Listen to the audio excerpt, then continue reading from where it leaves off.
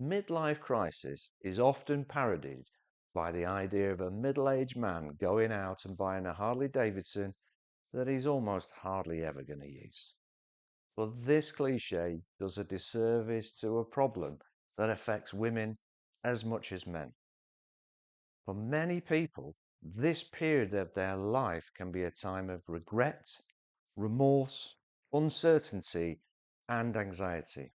It's at this point, typically between the ages of 40 and 65, when we're forced to come to terms with the fact that our time on this planet is more than half over.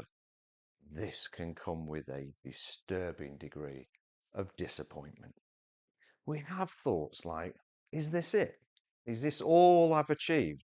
What am I going to do with the rest of my life? The trigger is often some significant life-changing event like a divorce, losing your job, the loss of a loved one, or your children flying the nest. And it leaves you with this feeling of redundancy and lack of purpose. It can also coincide with the realization that the contract between us and the world that we thought both parties had signed, that if I act correctly and do the right thing, then things will just work out fine. But it wasn't actually signed by both parties. The good news is that going through this phase in life is completely natural and it's possible to change your perspective of midlife and view things in a different and positive way. Midlife is best seen as a period of reflection and reevaluation. The Hindu tradition has a useful concept of ashrama, which are the four phases of life. Let me take you through them.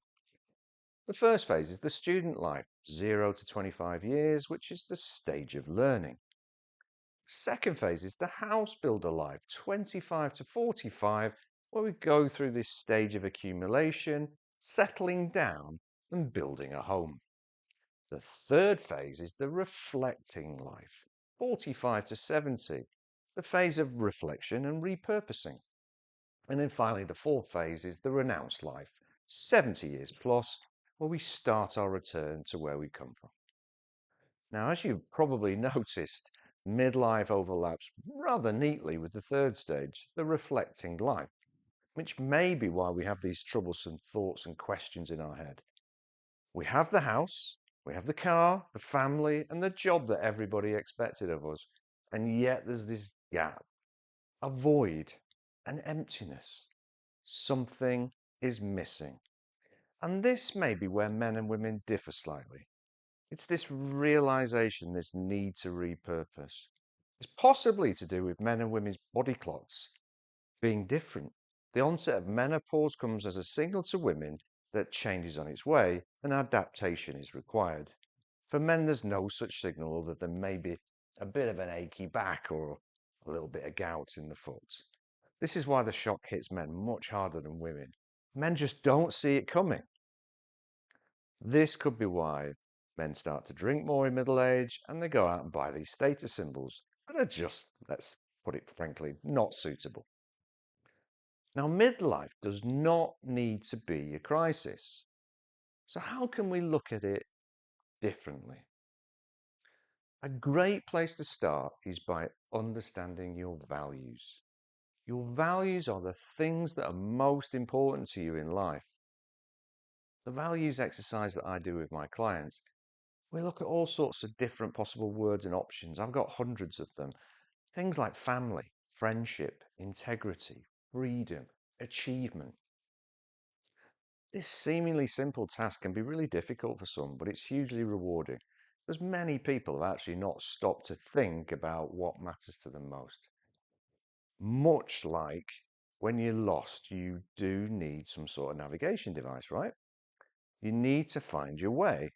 Being lost, and midlife crisis is a period of being lost, requires a map or a compass. And that's where your values come in. Helps you give future direction. To begin finding your values, think back to times when you felt most happy, content, and fulfilled, and write down what springs to mind. Look to capture what you were doing at the time, who you were sharing the experience with, and what that meant to you at the time. Identify the common themes, the qualities, the virtues that you've felt and experienced. These are a really good indicator of what your values are. It can also be helpful to explore and discuss these experiences in much more depth with somebody else. Once your values are understood, it's then about reorientating your life to them and overcoming the fear of stepping out of long established patterns of behaviors and beliefs. For example, if travel and excitement are in your top 5 values and you spent the last 5 years in Benidorm, maybe it's time to dig out that atlas and choose somewhere a little bit more adventurous to go on holiday next time. Resolving the midlife crisis doesn't have to be about making massive changes, although that might be required for some. It's more about making small incremental changes to your life just to change that direction and head off in a more purposeful and meaningful way for you that maybe got lost on life's journey.